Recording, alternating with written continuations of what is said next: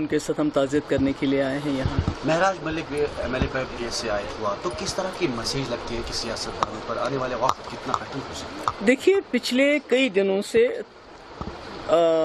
मजम्मत के अलावा कुछ नहीं हो रहा है।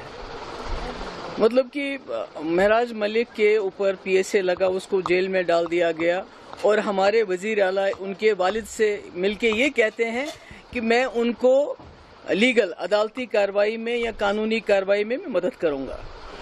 तो मेरे ख्याल में महराजुद्दीन साहब जो हैं वो MLA हैं, उनके पास इतनी सकत है कि वो लीगल एड कर ले सकते हैं उनके वालिद, क्योंकि अगर उनको लीगल एड की ज़रूरत होती तो वकील के पास जाएंगे, चीफ मिनिस्टर से तो नहीं मिलेंगे।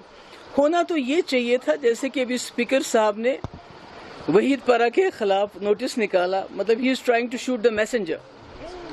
उनको इसका नोटिस लेना चाहिए था, उमर साहब को नोटिस लेना चाहिए था इस वाक़े का।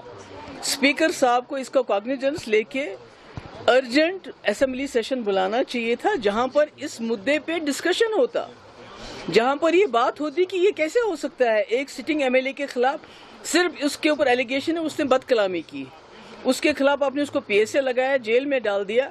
एक असेंबली सेशन कॉल किया जाना चाहिए जिसमें डिस्कशन होना चाहिए था, जिसमें रेजोल्यूशन पास होना चाहिए था, जो दिल्ली भेजा जाना चाहिए था होम मिनिस्टर को कि ये बर्दाश्त नहीं होगा। उससे क्या होता, एक तो जो महराज मलिक बंद है उसको रिहा करने के लिए प्रेशर पड़ जाता और आगे के लिए मरकजी सरकार 100 बार सोचती कि किसी भी ऑनरेबल MLA के खिलाफ PSA इन्वोक करने से पहले वो 100 मरतबा सोचती, पर ऐसा कुछ नहीं हुआ।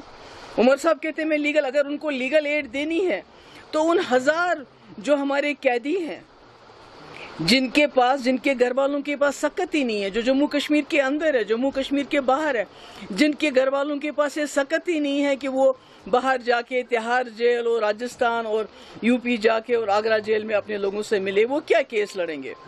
उमर साहब को 1 साल हो गया।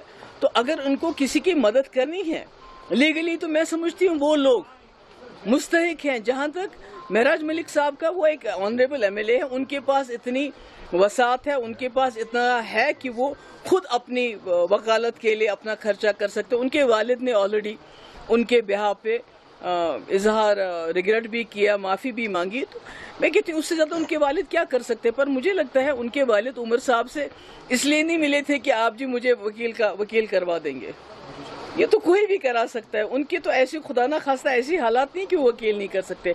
वो उमर साहब के पास ये उम्मीद लेके गए थे कि आपके पास 50 MLA हैं, 3 मेंबर पार्लियामेंट है, आप सेशन बुलाइए, गवर्नमेंट ऑफ इंडिया पे जोर डालिए कि ये ज्यादती जम्मू कश्मीर के लोग, उनके इलेक्टेड रिप्रेजेंटेटिव्स, उनका चीफ मिनिस्टर बर्दाश्त करने के लिए तैयार नहीं, पर उल्टा वो वहीद परा को जिसने ये मुद्दा उठाया उसी के खिलाफ नोटिस निकालते हैं।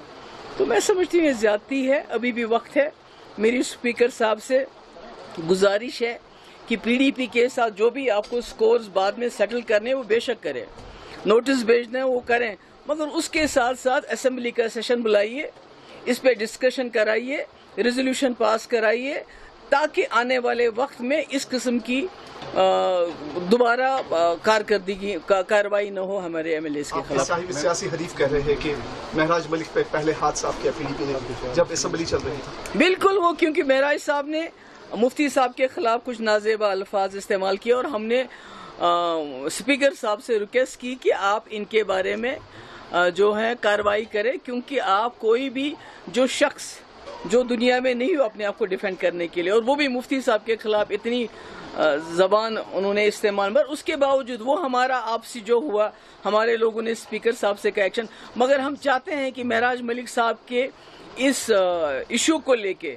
असेंबली सेशन होना चाहिए ताकि जोर पड़े, उनको रिहा किया जाए और साथ ही दोबारा इस किस्म की कार्रवाई किसी MLA के खिलाफ ना हो। संजय सिंह यहाँ पर आए थे जो आम आदमी पार्टी के MP है, उसको जो है यहाँ पर बंद किया गया। नहीं, मुझे अफसोस